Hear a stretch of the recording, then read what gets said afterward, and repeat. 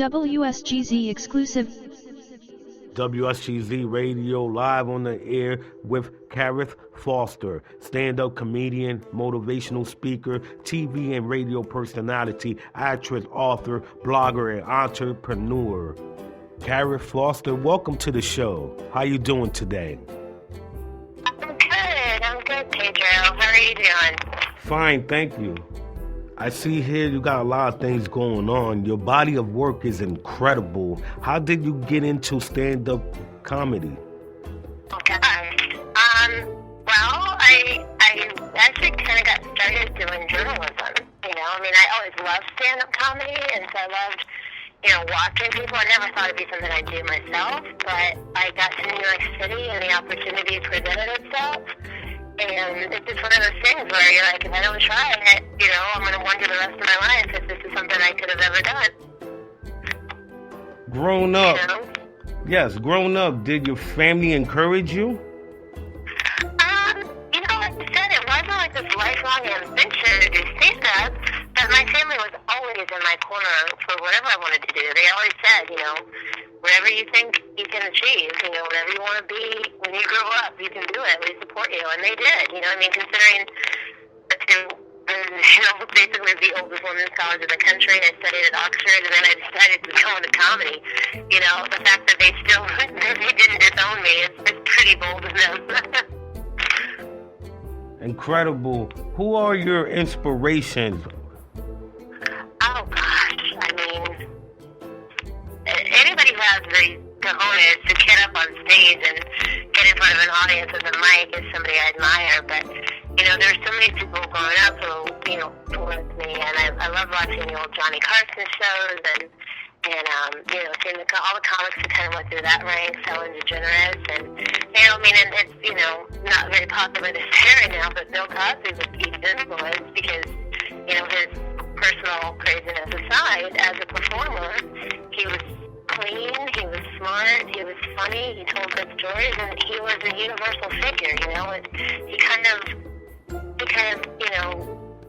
superseded the whole color thing, to me, I just think it's kind of crazy that, people have to be put into categories of black and white and gay and women, and, why can't funny just be funny? And that's what he was all about, and that's kind of my thing.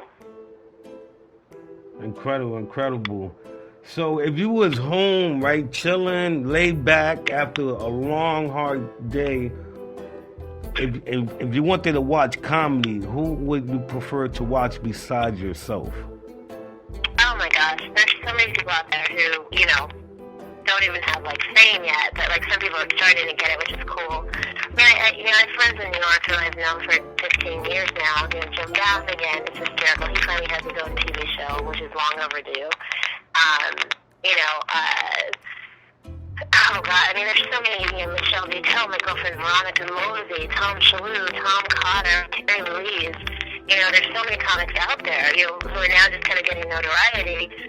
Jim Norton is, he's getting his due. And the funny thing is, I love when, they get on talk shows and people are like, he's this new up-and-coming comic. And it's somebody who's been doing it 15, 20 plus years, but they just may be new to the mainstream. Yeah, I respect that. Let's talk about 1998 when you stepped on the comedy scene in New York City. How was that experience for you for the first time? 1998 was an interesting time because that was, the first time I really kind of started doing stand-up. I tried it out. I discovered I liked it after one show. I was like, wait a second. And the crazy thing is I still have 2 jokes from that very first 5-minute set that I still do, which I think is kind of, proof in the pudding that I was good at it from the get-go. And listen, I'm not saying I'm amazing, but everybody bombs. You're supposed to bomb. Chris Rock bombs, Jerry Seinfeld bombs, Cat Williams bombs.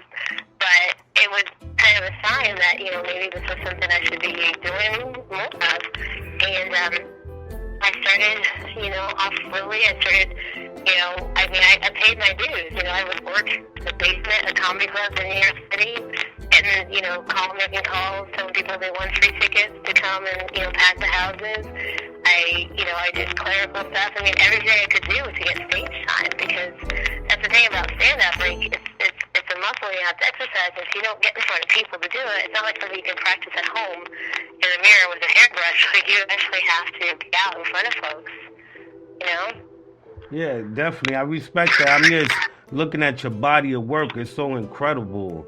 You did Comedy Central. You did Embassy Today Show, The Last Comic Standing, VH1. Thank you. You did. Yeah, I mean, it's one of those things also that I think if I hadn't started in New York, I probably would have been too intimidated to go there. I started, like, ignorance is bliss, you know, that expression, like, that's for sure. That was the case for me.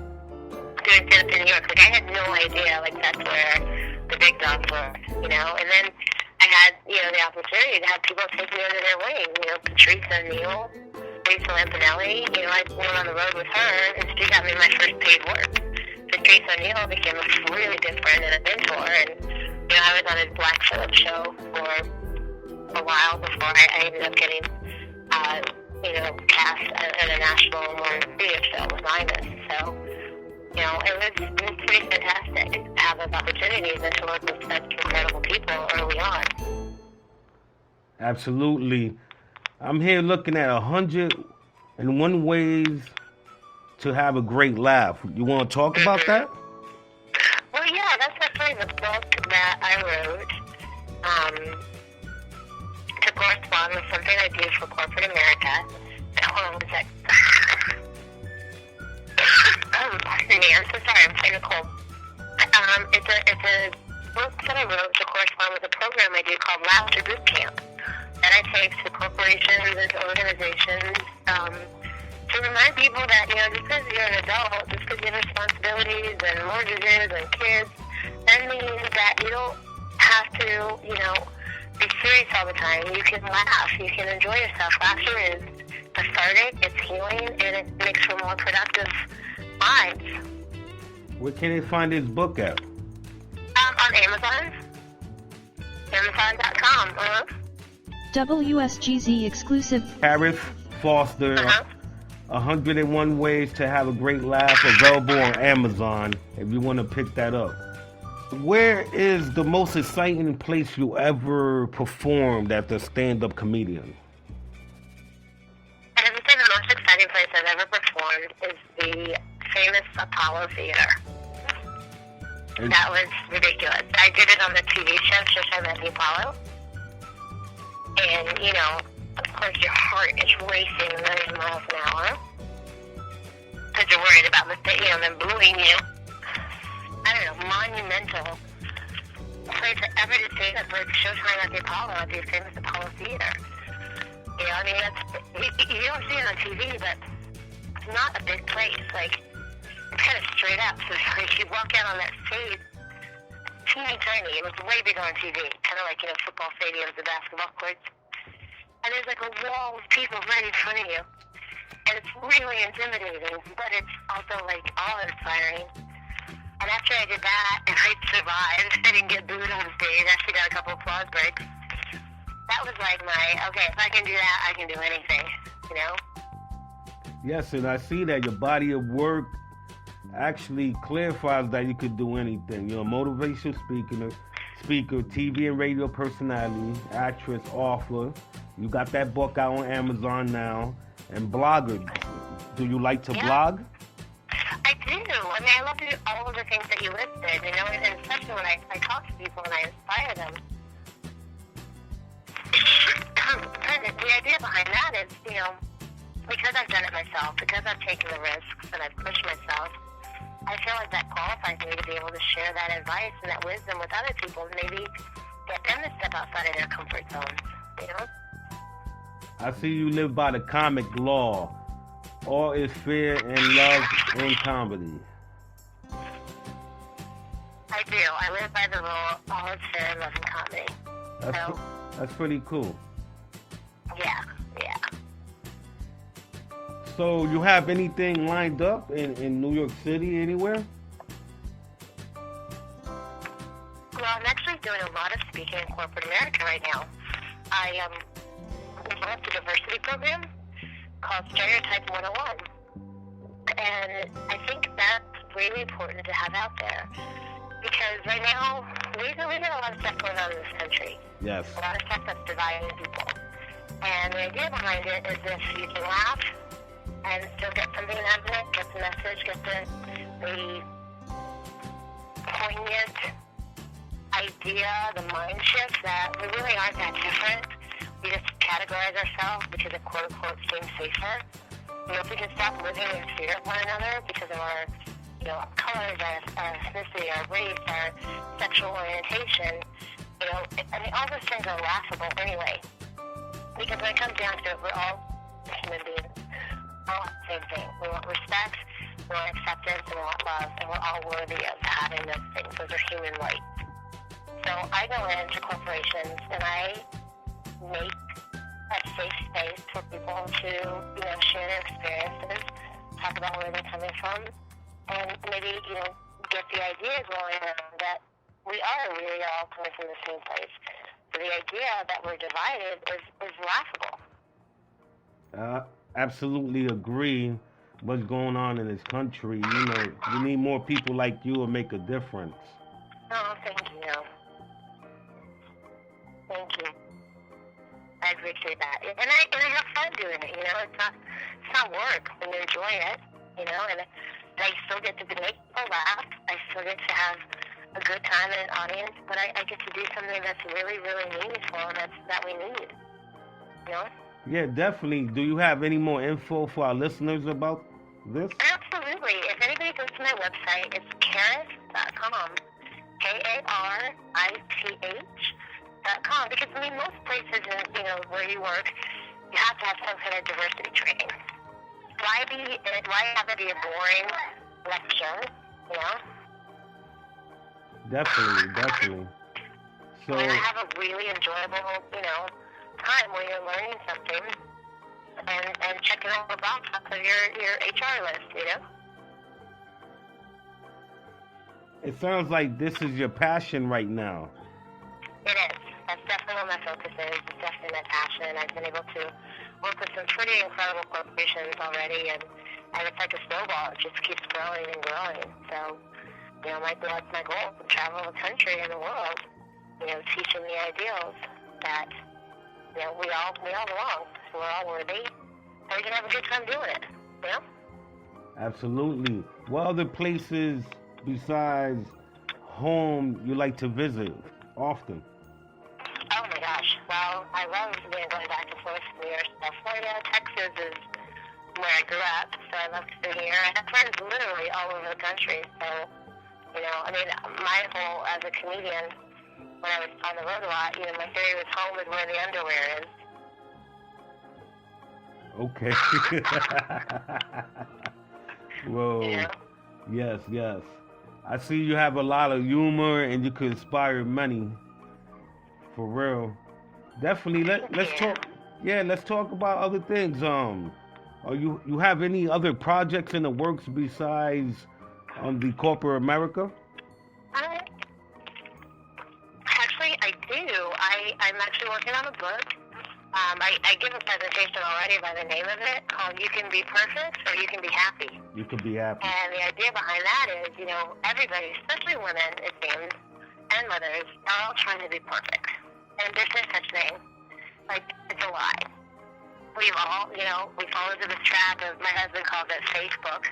You turn on your computer, you get on Facebook, and you see everybody with these perfect pictures from their perfect wedding and their perfect vacation, and telling their spouse how much they, are perfectly happy with them in their anniversary, message. And it's it's not that it's a lie per se, but it's people just put on their best face. When in reality, things get crazy. Things aren't perfect. Pardon me, we have challenges, we have things that come up that make, stressful situations happen. If you think you're by yourself, then, you shouldn't feel that way. Definitely, man, especially about social media. Sometimes it makes us feel lonely, Absolutely. Yeah, it's very affecting, yes. Exactly. People think, I'm the only one. Everybody else is happy. And Baby in the back. Everybody's happy and life is good. And yeah, see, things are perfect right now, and my 1-year-old would be sleeping. But that's life. That's life. We still got to do it, you know? You got to do it. You got to show up. You got to show up. You got to, make things work the best way you can and understand that, sometimes that's what it's all about, is doing the best that you can, not trying to get perfection, because that's an unattainable thing. If you can be happy, there's a way to be perfectly happy, which is by being happy with where you are and trying your best and understanding that things happen. And that nobody out there is perfect. Nobody's perfect. That's correct. Live on the air with Karith-Foster. Miss Foster, would you like to give any advice to inspiring up-and-coming young rising stars? Oh, absolutely. Absolutely. My words of wisdom would probably be that only you can say no. Other people may, tell you you're not smart enough, you're not pretty enough, you're not tall enough. You know what? Don't let them dictate, A, how you feel about yourself, and B, where you want to go with your life. Okay? Because you're the only one who's in charge of that. You heard it first. Advice from Karith. Oh, man, Karith. That's all right. I know, it's a different name. Oh, man, Karith. I got it now. Advice from Karith-Foster. Definitely, man. Go ahead and, if anybody want to reach out to you, go ahead and, put your Twitter out there, your Instagram, whatever networks you have. Absolutely. It's really easy. It's my name. It's just Karith-Foster. So Karithfoster. And I try to answer back. I'm getting better on Twitter. Definitely. I think that's the hot spot, Twitter. Exactly. Yeah, it gets cut straight to the punch. You don't have to see all that glamorous stuff. Right. Of course, now there's Instagram. I was able to show pictures because people, don't have time for words anymore. Definitely. I see you have a YouTube. I do a YouTube channel. It's basically, all my videos, different videos that I have that I've done. My stand-up, it's just a bunch of Karith. It's comedy, it's some talking, it's speaking stuff. It's, it's people, being able to get it, see what I do and hear the good message, Definitely. Before, I have one more question. Sure. I want you to break down, decipher communication, acceptance, respect, and engagement. So, basically, if we want to really be able to understand where other people are coming from, we have to talk, okay?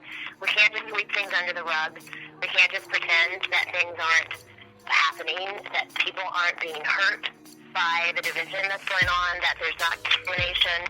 Like that's a lie. It really is going on. It's something we have to talk about. And the only way to get things to change is to at first acknowledge that, right? And that means talking, so communicating. Acceptance means understanding that even though someone may not have the same lifestyle you agree with, someone may be different from you because of where they were born or what color they were born, that doesn't mean that that mean that, you guys can't have a working relationship or personal relationship. So what? Someone's a little different from you. Variety is the spice of life. Accept the fact that, yes, they may not be how you are, but that doesn't mean they're less than you or that you're better than them. And that goes all around the board. Respect is, again, just kind of honoring the fact that we're all human beings and we deserve and are worthy of respect. And that also starts with yourself.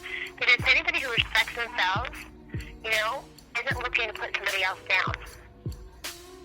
And then being aware of your environment, understanding where you are and the people who you're involved with, Pardon me, I'm so sorry. On many occasions, people think, they forget that you do have to carry yourself a little differently in America or at work than you would say with a circle of friends. And it's honestly just kind of having that awareness of, hey, maybe a joke that I would tell just amongst my friends won't go over so well in the workplace. It's just having the understanding that you need to know where you are and who you're dealing with and being respectful and responsible. That's all. Thank you very much, Karith-foster. It was a pleasure having you on the show. Can we have you back for the holiday season? Absolutely, I'd love that. And I probably won't have a cold then. Or Definitely, man. Thank you for your time, and we appreciate your patience. We love you over here. Thank you, sweetie. I will get in contact with the agency and try to have you back before Christmas, all right? Awesome. Sounds good. All right. God bless you, all right? Take care. You too, darling. All right. Bye.